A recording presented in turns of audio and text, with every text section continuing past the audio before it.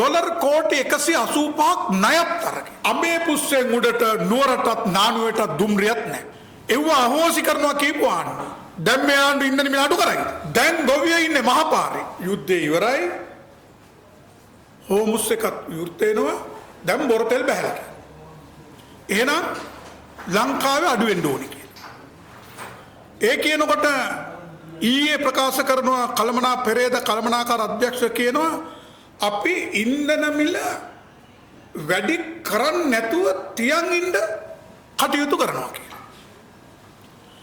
නලින්ද ජයතිස්ස මාධ්‍ය ඇමති කියනවා අපි අඩු වුණත් ඒ සහනේ දෙනවා කියලා. දැන් මේ කතා කරන්නේ ඇත්තටම ඉන්ධන වලින් ගසා කන ආණ්ඩුවක්ද සහන දෙන ආණ්ඩුවක්ද කියන එක ඉස්සෙල්ලා තේරුම් ගන්න. මේ වෙන විට ඩොලර් එක රුපියල් 336ට උඩට ගියේ මීට ඉස්සෙල්ලා ඩොලර් එක 358 දක්වා ගියේ ජනතාවට කිසිම අවශ්‍ය අත්‍යවශ්‍ය භාණ්ඩයකට රජයේ මැදිහත් නොවි. කොටින්ම කියනවා නම් රනිල් මහත්තයාගෙන් ආණ්ඩුව ගන්න ඩොලර් එකට ගෙවේ 292යි. හැබැයි ආණ්ඩුව අර මාස 20ක් යනකොට කියනවා රුපියල් කෝටි ලක්ෂයක් ගිණුමේ තියෙනවා. ඩොලර් බිලියන 6ක් තියෙනවා. ඒ වගේම ට්‍රිලියන 30ක් ලාංකික ණය ගෙවලත් නැහැ. ඒ අතරේ ඩොලර් කෝටි 185ක් ණයක් අරගෙන. හැබැයි මේ සීළු දේම කරන්නේ දිට්ඨ එකෙන් අවතන් වෙච්ච අය මේ වෙන විට මාස 6ක් තිස්සේ 3000 ගානකට වැඩි පවුල් ඉන්නවා නිවාස නැතුව. ඔවුන්ට නිවාස දීලා නැහැ. පවුල් 7000කින් පවුල් 900කටයි ආධාර දීලා තියෙන්නේ. සුද්ද 1867 තමයි අමේබුස්සිල නුවරට දුම්රිය යවන්නේ. එතින්ලා උඩට යන්නේ. අද වෙනකොට මාස 7යි අමේබුස්සෙන් උඩට නුවරටත් නානුවටත් දුම්රියත් නැහැ.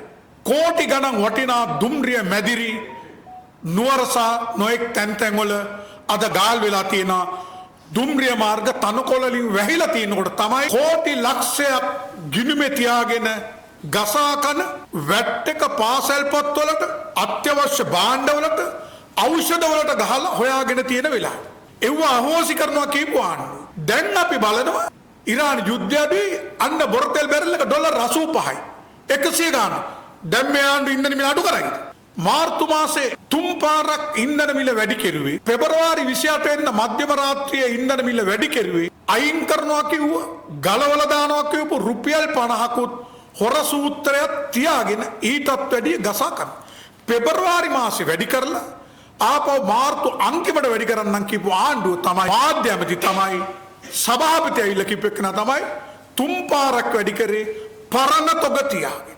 ඒ වෙලාවේ ඩොලර් 297ට 302ට අරන් තිබුණේවා මිලියන 36400ක් දෙසැම්බර් 31 වෙනිදා තෙල් එකෙන් ලාභ තියෙන මොහොතක රටේ ඉන්ධන අලෙවියෙන් 152ක් අලෙවි කරපු තෙල් සංස්ථාව මිලියන 36400ක් ලාභ කියලා ජනවාරි හා පෙබරවාරි ලාභ තියෙන මොහොතක තමයි 28ක් වැඩි කරලා තවත් 3 පාරක්. ඒ වගේ ආණ්ඩුවකින්ද බලාපොරොත්තු වෙන්නේ ඉන්ධන මිල අඩු කිරීම. ඉන්ධන මිල අඩු කරන්න බැරි ඊළඟට කියන්නේ මොකද්ද? ඩොලර් එකට ගෙවන ගාන වැඩි වෙලා. පාසල් පොත් එක වැට්ට ගලවලා. වැඩ කරන ජනතාවට අවුරුද්දට දෙපාරක් පඩි වැඩි කරලා. ගොවියන්ට 2024 පොහොර මිටිය 8,000ට දෙනකොට වී වලට 125ක් ගෙවුවා. අද පොහොර මිටියක් රුපියල් 18,000ක් ඉක්මවලා තියෙනවා රුපියල් 95යි. දැන් ගොවියෝ ඉන්නේ මහපාරේ. අවුරුදු 25ක් බලේ ඉන්නවා කියන ලාල්කාන්ත අද ගොවියෝ ගාවට යන්න බැරුව මාලිගාවල හැංගිලා ඉන්නේ.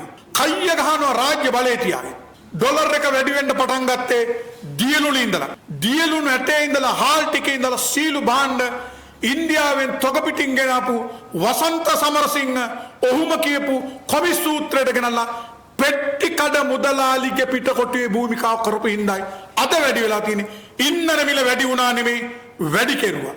මම ලේඛන සහිතව පෙන්නවා මේ ආණ්ඩුවට ඩොලර් 10ක් තෙල් බැරල් එකට ඩීසල් දෙන්නම් කියද්දි බොරතෙල් බැරල් එක ෆ්ලැට් රේට් එකට ඩොලර් 7මාරක් අඩුවෙන් පළවෙනි නැව ඊළඟ නැව ඩොලර් 10ක් අඩුවෙන් ඉරානියන් ලයිට් දෙන්නම් කියද්දි ඒ දෙකටම පහින් ගහලා ඩොලර් 4.8 කොන්ත්‍රාත් කරද්ද තෙල් දෙන්න බෑ කිව්වම ඌට ඩොලර් 41කට ඩොලර් 51කට තෙල් බැරල් එකට ගෙනල්ලා ලංකාවට ඩොලර් 345 332 328 ඉන්ධන ගෙන අපාය.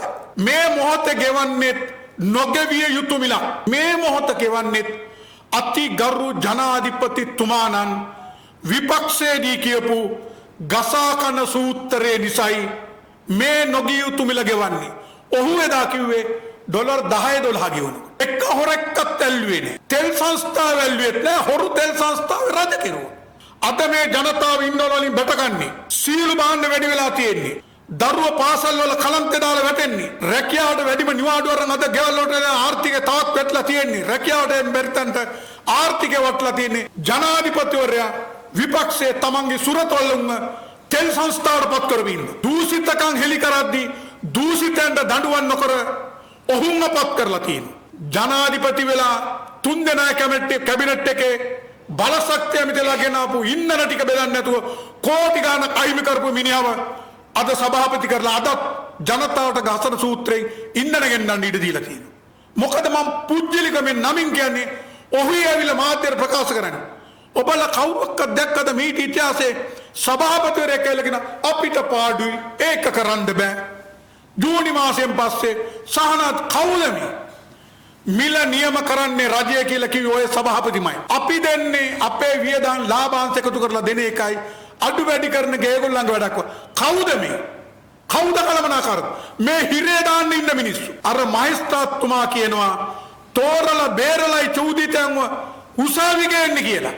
ආණ්ඩුවේ චූදිතයන්ව දූෂිතයන්ව ගේන්නේ නැහැ. ලාල්කාන්ත අද කියන අමතිවරයෙක් වෙලා රජ නිලධාරීන්ගේ දූෂිතකම් වලට අහිංසක අපි බැට කරනවා.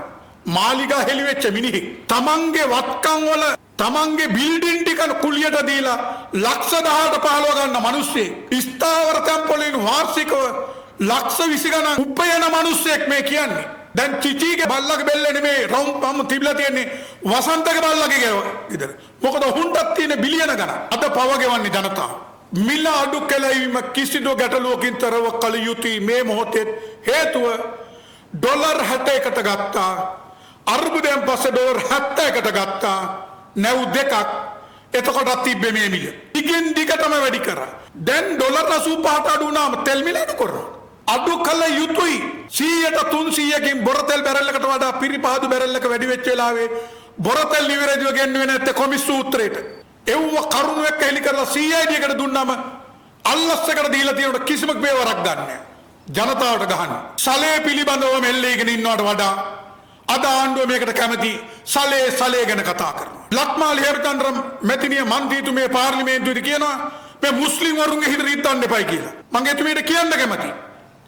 අනුර කුමාර දිසානායක මැතිතුමා පාර්ලිමේන්තුවේදී පැහැදිලි ප්‍රකාශයක් කරා. මුස්ලිම් අන්තවාදී බිහිවුනේ මුස්ලිම් ගර්භාෂය කිව්වා. සමස්ත මුස්ලිම් වරුන්ට නෙමෙයිද? මුස්ලිම් ගර්භාෂය මොකක්ද? කවුද? ඉබ්‍රාහිම්ගේ දේවතමයාගේ නෝනගේ ගර්භාෂය හැදුවේ. උන් තමයි මේ පාස්කු ප්‍රහාර ප්‍රධානී නැහැ කියන්නේ. සමස්ත මුස්ලිම් ගර්භාෂයට මොකටද අපහාස කරන්නේ කාන්තාවන්? මුස්ලිම් ගර්භාෂය කියන්නේ කාන්තාව. පිරිමින්ද ගර්භාෂ නේ. ඒ ගර්භාෂය පෝෂණය කරේ ඉබ්‍රාහිම්.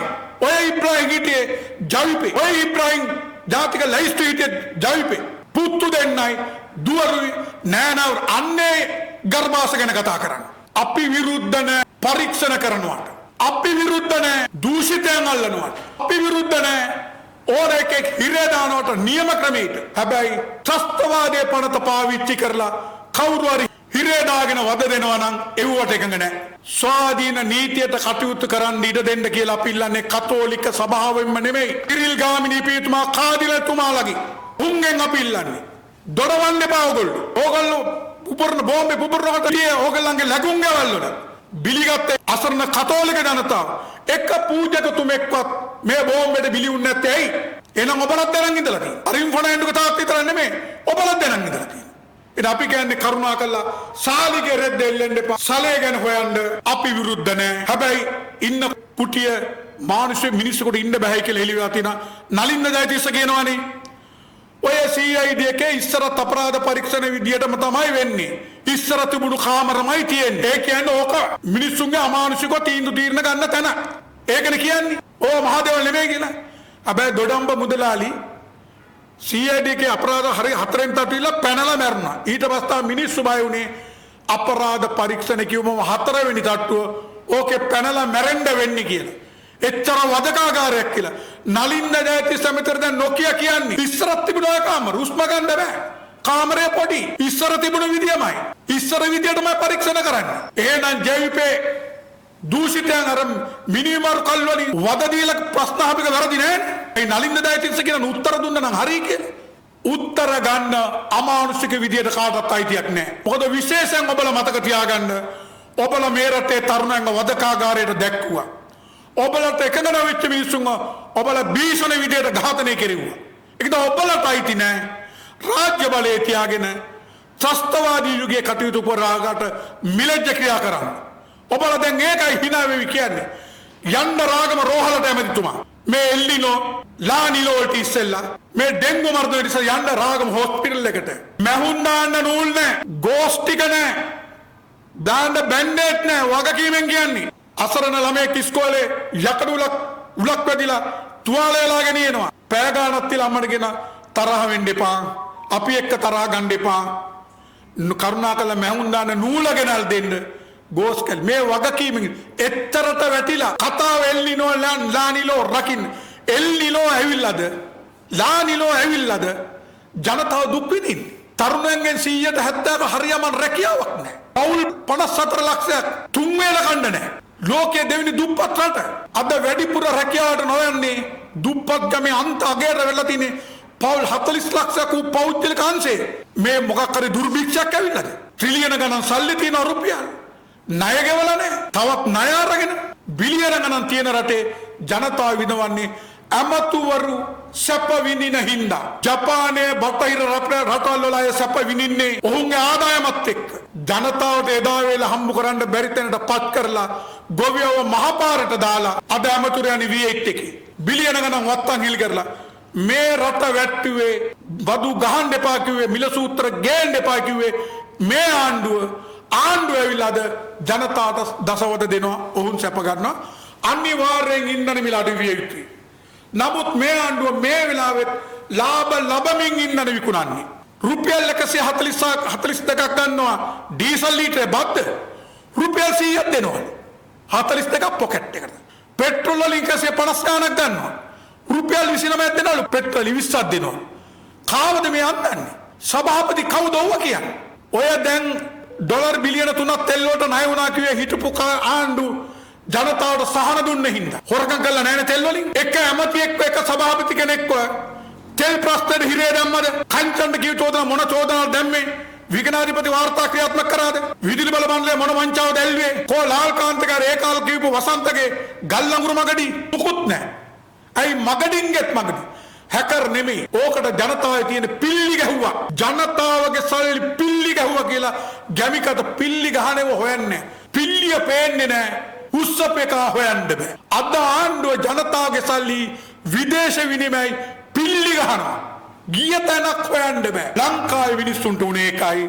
අපි කියන්නේ අපේ නායකතුමාට එල්නිනෝ නේලිනෝ ගැන උපදෙස් දෙන්න යන්න එපා. IMF ගිවිසුම ගැන කියන්න යන්න එපා. අපිට අනුන්ගේ කුණු දාගන්න ඕනේ නෑ. තවත් වරක් ඔබතුමා විපක්ෂයට හිර කරන්න බෑ. මේ දූෂිත ආණ්ඩුව මේ වැඩබැඩි ආණ්ඩුවට කරුණු කියන්නේ එතකොට ඒ නායකතුමාගේ වල හොඳ නැද්ද කියලා. පිස්සු රෑනකට අවස්ථාවාදීන් රෑනකට කయ్య නායකලා රෑනකට උපදෙස් දෙන්න යන්නේ.